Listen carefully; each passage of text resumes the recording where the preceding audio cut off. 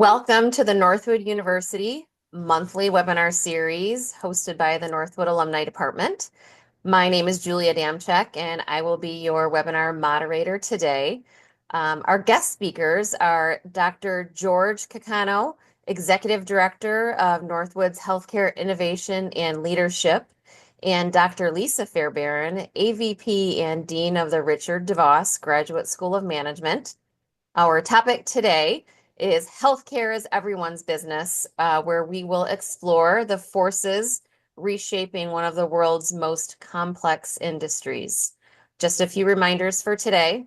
Our presenters will speak for approximately 25 minutes, which will leave us around 10 minutes for Q&A at the end of their presentation. Please type your questions directly into the Q&A chat at the bottom of your screen. And just a reminder, we are recording this webinar and we will email out the recording to you along with some additional information within 24 hours of this webinar. So let's get started.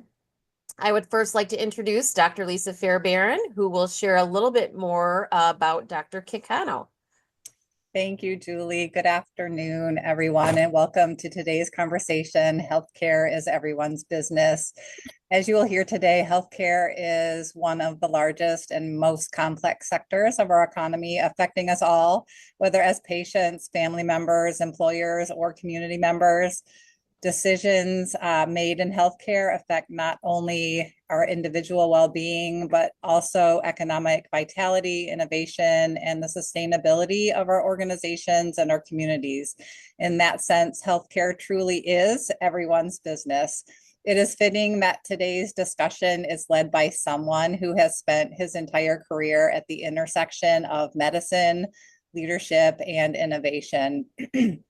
Dr. Kikano is a nationally recognized physician executive with more than 3 decades of leadership in academic medicine, health system transformation, and community health. Most recently, he served as the Dean of the College of Medicine and Executive Vice President for Health Affairs at Central Michigan University, where he led a decade of transformative growth. Under his leadership, he helped build the College of Medicine into a nationally ranked leader in training physicians for rural and underserved communities.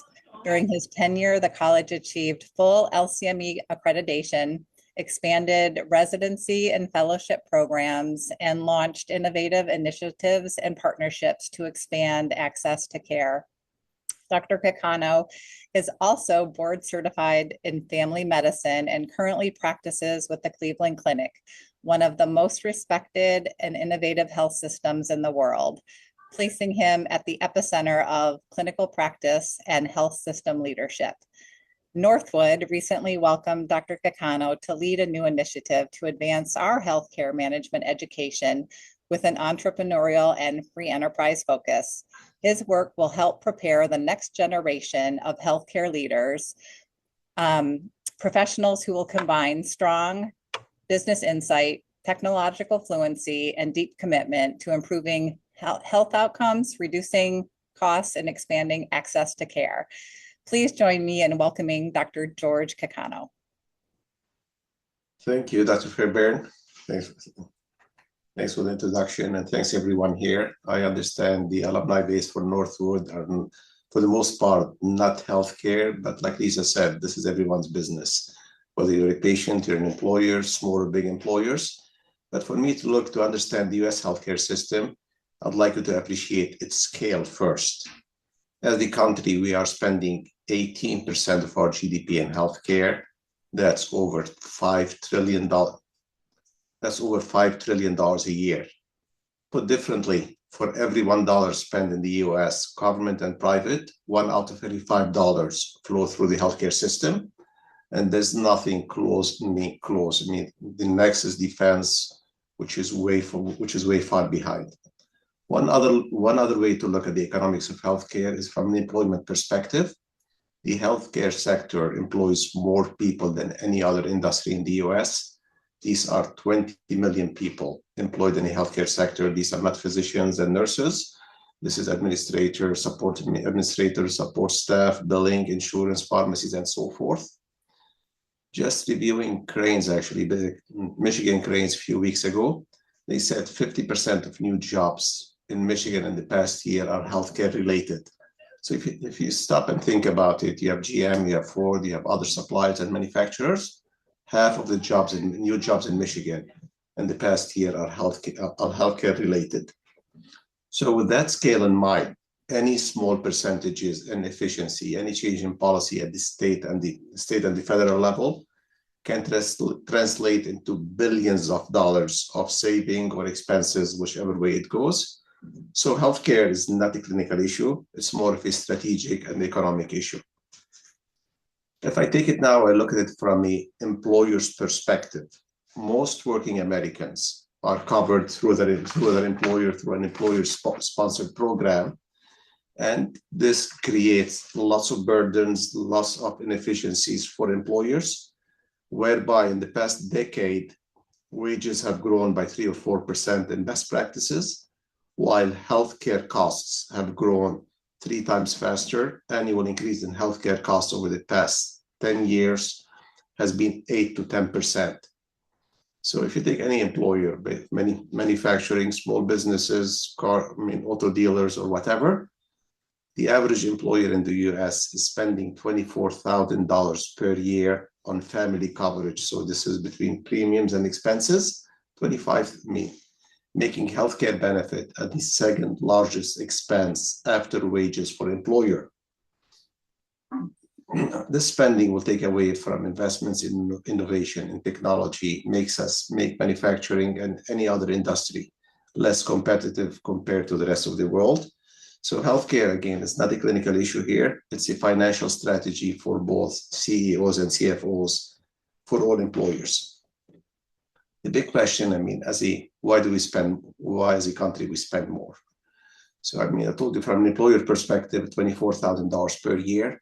From an per capita perspective, employed or others, our spending per person per year on healthcare in the US is $13,000, which is twice as much as any OECD country, which is $6,500. What do we get out of it? You get sicker people, you get poorer quality care, believe it or not. At the population level, at the high level, our healthcare is not as good as many other countries. And our life expectancy is by a couple of years lower than any other developed country in the world. So the question is, why do we spend more and we have poorer outcomes than any other developed country? Is prices. Everything in healthcare is more expensive.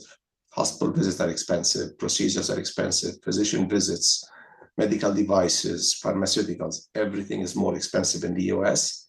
And as importantly, there's no price transparency. You cannot go on a website. Unlike when you go to a dealership, you negotiate. This price of this car is $50K. You negotiate a couple of thousands off. You negotiate your lease.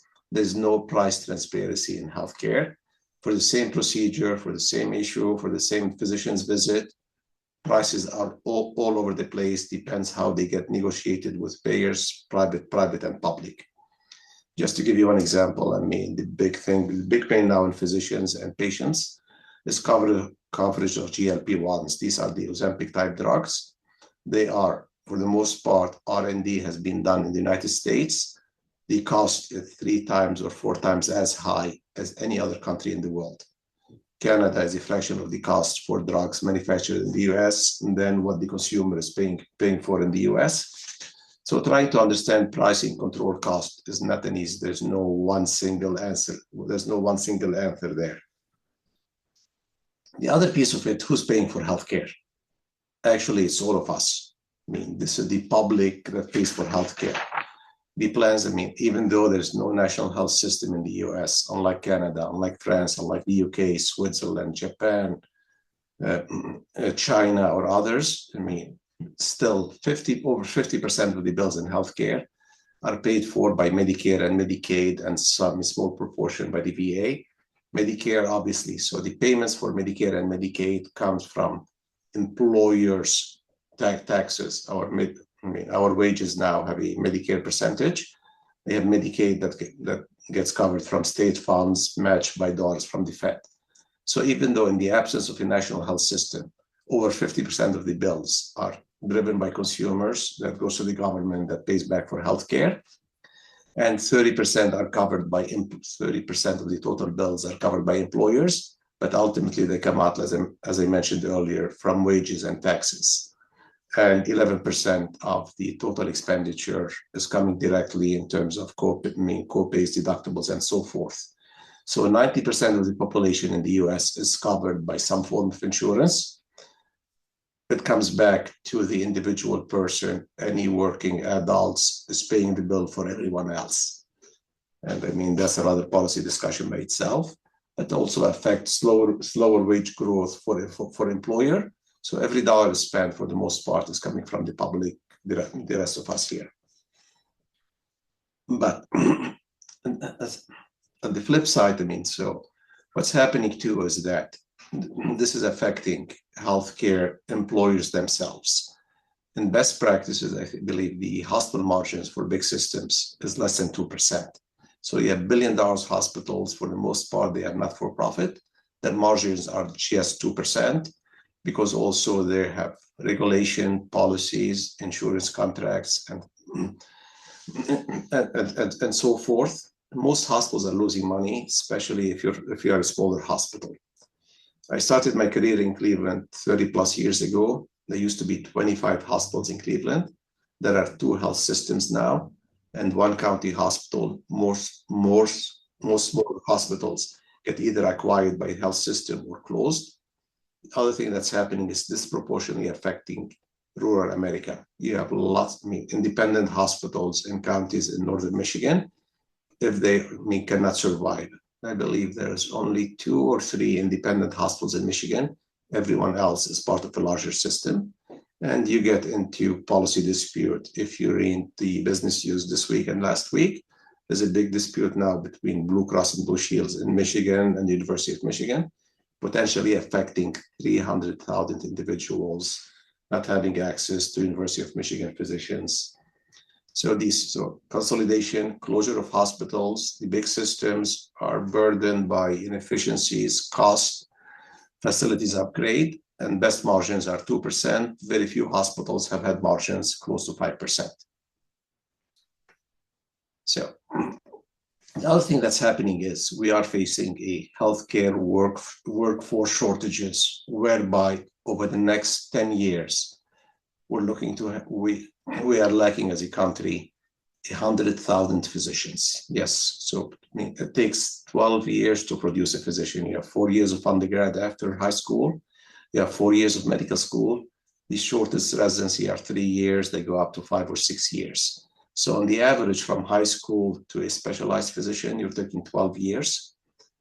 We need, so when I was at Central, tomorrow's problem starts today. So we're looking at, and most of the shortages coming is for primary care and mental health. The other big piece of it is a big maldistribution of physicians, where they clusters in large cities, big hospital systems. So tomorrow's problem starts today.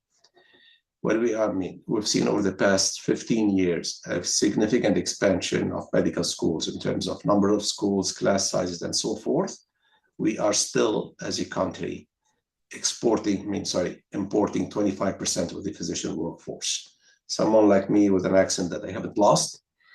I grew up in a different country. I came with my medical schools overseas and I trained here in the US. So we're still importing 25% of physicians, and we still need 100,000 physicians over the next years, over the next 10 years, which is a big problem. If I look at this from another shortage of workforce, nursing as a profession, not just RNs or BSN, this is nursing, nurses aid, bedside help. We're looking between now and over the next 6 years, over 1 million vacant positions, 1 million vacant positions. So even though we have new nursing schools, expansion of existing schools, there's lots of attrition, burnout. So physician, nursing staff, they're retiring early. They're moving to more lucrative, what we call locums of traveling nurses. So smaller hospitals if I look in our backyard, in my Michigan Health, if I look at Covenant, if I look at McLaren or others, one of their major issues is nursing staff and physician staff within maldistribution and early retirement. The other thing that's happening with the physician is also subspecialization. I always give the example. I mean, my good friend I grew up with overseas, who's at the clinic, he's a cardiologist, but he does only one procedure. If you go to him as a cardiologist with chest pain, with heart failure, he doesn't see you. He does only one cardiac procedure. I was trying to schedule someone yesterday for a specified condition. Next available visit is 15 months out. So the loss of subspecialties, loss of bottleneck, disproportionately affecting rural America, whereby I believe 20% of the country is completely rural, disproportionately not having access to care, physicians, hospitals, resources, and so forth. So how are the employers responding? So if I look at the Great Lakes Bay region, Dow is no longer the largest employer in the region. My Michigan Health is. Dow is struggling like every other corporation, similar to GM and Ford, for providing healthcare, reducing healthcare. So the issue is happening now is renegotiating what you do with payers. What happened so far has been fee-for-service care. So basically, one way of telling this is eat what you can. So revenues minus expenses, or driven by utilization. Newer contracts that are happening that employers, at least large ones that can afford it, are doing that. They're customizing their self-funded health plans. So they negotiate for insurance companies for claim administration, payment, and so forth. But the plans are managed by the corporation, by the employer itself, trying to save money. The other thing, they're going through what we call narrow network. You cannot see every physician, every hospital. You have to go through a health system where you can control cost and quality. The big move in healthcare too is something now called value-based care, where the Blues and the Cignas and the Anthem and others, they go to health systems. So the employers are managing their plans through new contractual agreements with the third-party payers. The payers are contracting with hospital systems at the system level for something called value-based care. We're not going to pay, your payment is based on outcomes at the population level, knowing that most places have electronic health records.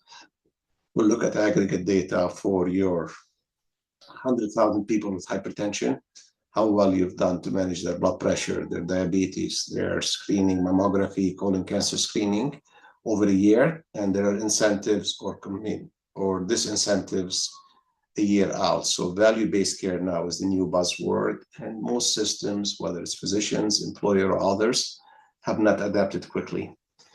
The other thing in healthcare is tons of efficiency in one side and fraud on the other side. If you see healthcare has not adapted technology. Like what happened with banking, with insurance, with the airlines. I'd like to schedule. I'm sorry, my system blocked here.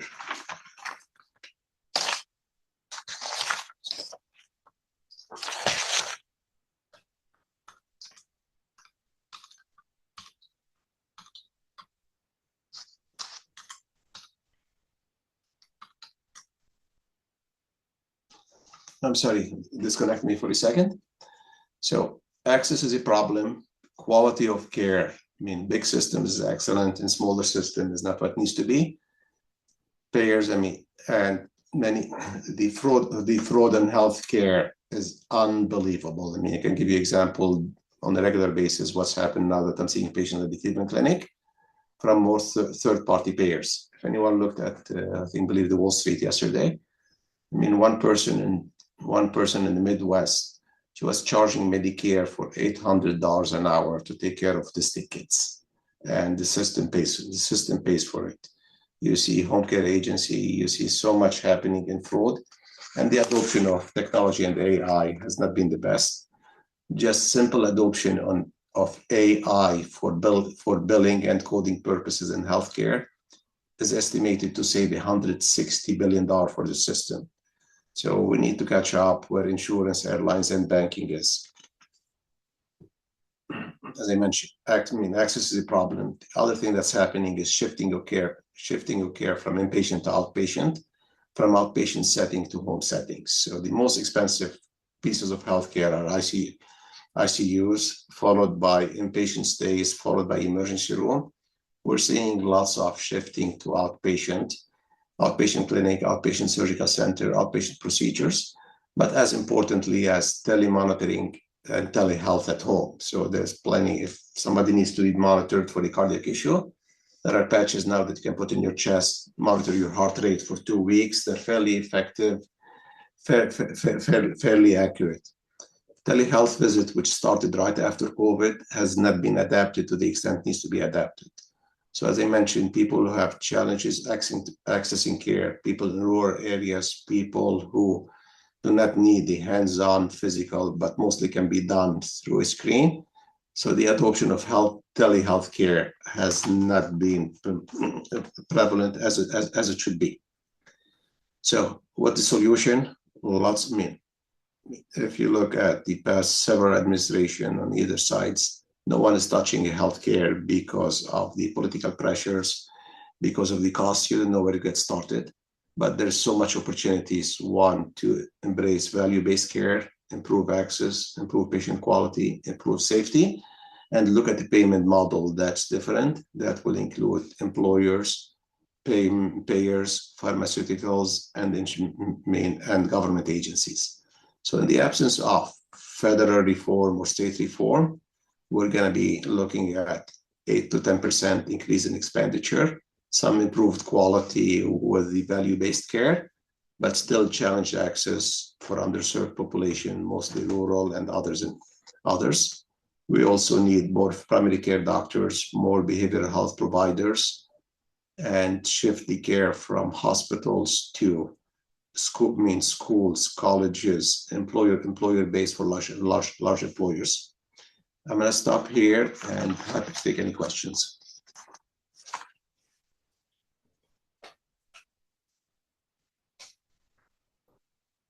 Okay, just a reminder to type your questions into the Q&A at the bottom of your screen, and I do have our first question.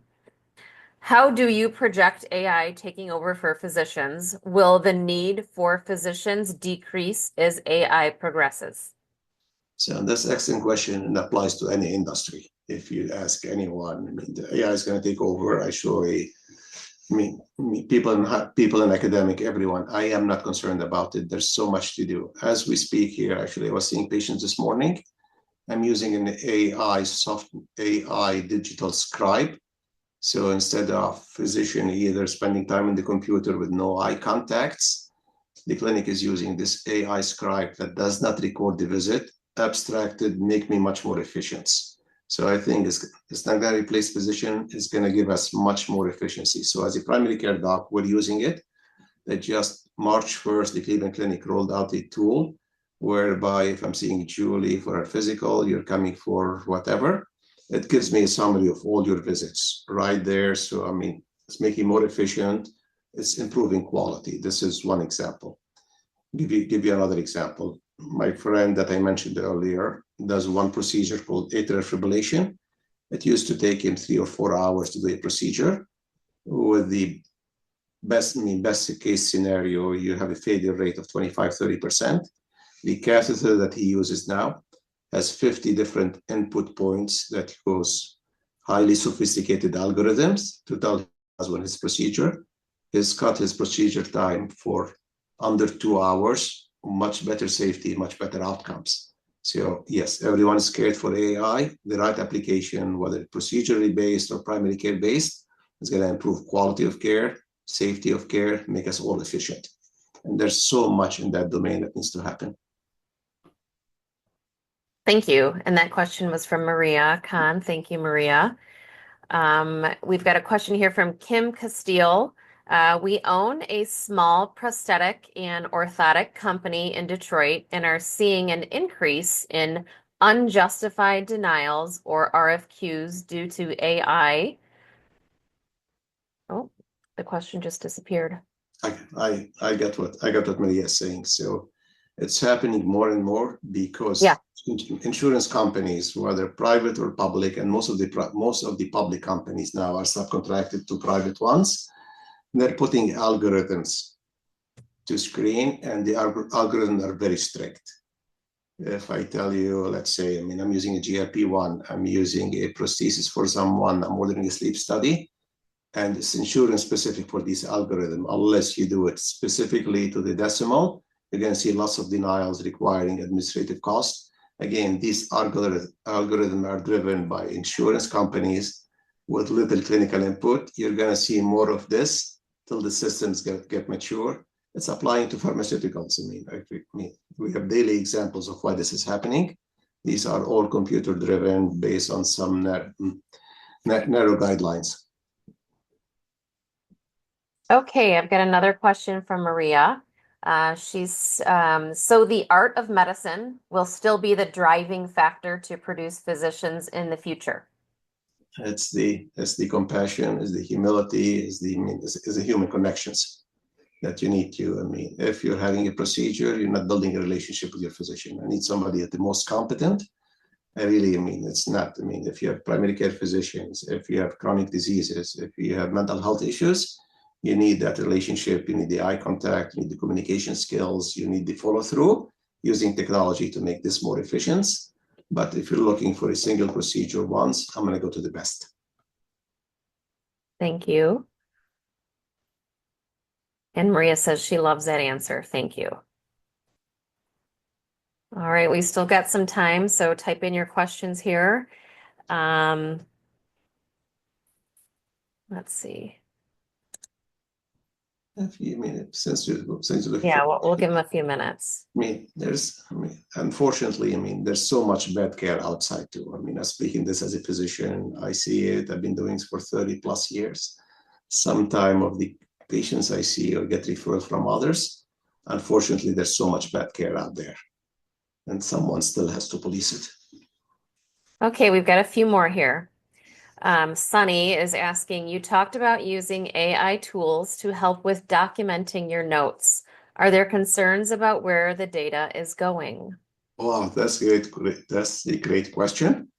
So there are 3 AI tools for 3, and there's a 4th coming in the market. All started in the past 18 months. So the data, at least the one that the Cleveland Clinic adopted, is based on their server. Things are kept for 30 days, then completely deleted. Cybersecurity is everyone's concern. Epic is the largest provider of electronic records in the country. I believe they have over 60% of market share. EVA system takes care of our vets. The government have their own system, but they subcontracted to Epic.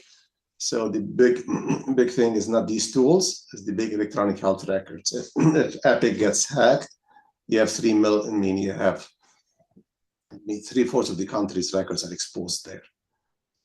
And again, this is big system, have firewalls, smaller system are struggles. So I worry about an independent physician group or small hospitals who I don't have all the resources and technology to prevent a cyber attack. Thank you. Okay, we've got a question from Jeanette Jackson. She is currently having problems with a Medicare PPO, along with trying to get providers, billing offices to be more transparent about their charges for certain services. Is there a law or a way to know what a service or product will cost? This is an amazing question. I said there's no price transparency. Yeah. It is, and there's differential in price within the same system, same insurance. So you cannot, unlike shopping for a product, you go daily shopping, you go for groceries, you're buying a car, you're buying an appliance. You're buying from Amazon, you compare this price to that price. The one is insurance specific, site specific, it's all over the place. If you said, well, I'm going to go and see Dr. Smith for X, Y, and Z, or I need to get my mammogram, I need to get my blood work, the prices that the insurance pays is a fraction what's listed if you can get that listed. So same price, you go for a simple to check your cholesterol as a Julie, I'm uninsured, I'm going to get my cholesterol. You might pay $300. Blue Cross might pay $100 for that lab. Medicaid might pay $60, and it's site specific. What they pay in Midland might be different than what they may pay in Detroit or Saginaw. So price transparency that got negotiated by insurance companies for public and private or self-insured. The people who get hit the most are small employers or uninsured who have resources. If you're poor, and you have no resources, Medicaid pays for it. And there's a whole separate discussion about Medicaid. The people are hit most, people have high deductibles, small businesses and small employers, which is, and nobody, at least for my 30 plus years, nobody had tried to address the price specific issue in this country. Mm. Yeah, Jeanette, I think we've all had situations like that. I'm going to hand it over to Dr. Lisa Fairbairn, where she's got a few additional things to share with us today. Go ahead, Lisa. Thank you so much, Julie. And I'd like to thank Dr. Kikano for giving us more compelling data and examples on why healthcare is everyone's business. For those in the industry or on its periphery, based on the challenges that lie ahead, it will require leaders who understand not only the complexities of the healthcare ecosystem, but also strategy, technology, economics, and leadership. And one way Northwood is continuing these important conversations is through the Healthcare Leadership Summit on Leadership and Innovation, which we will host here on campus on April 22nd. The summit will bring together some of the region's most forward-thinking leaders to explore topics such as AI as a force multiplier in healthcare, leadership in complex health systems, and the economics shaping the future of healthcare, just to name a few. You will hear from CEOs of health systems, medical directors, and global healthcare executives who will share insights on leading transformation in today's healthcare environment. And to help us think about the role of technology and innovation in the future of this industry, we are honored to be welcoming Edward Marks, who is a nationally recognized leader in healthcare technology and digital innovation, as our keynote for a session titled Tech That Cares. We hope many of you will join us for an engaging day of dialogue and networking with these amazing professionals. And I'd also like to mention that while healthcare is the context for the summit, the leadership insights shared throughout the day should resonate with professionals really in any sector, really anyone navigating digital transformation, sorry about that, AI integration, workforce challenges, and evolving stakeholder expectations. So we hope to see you all there.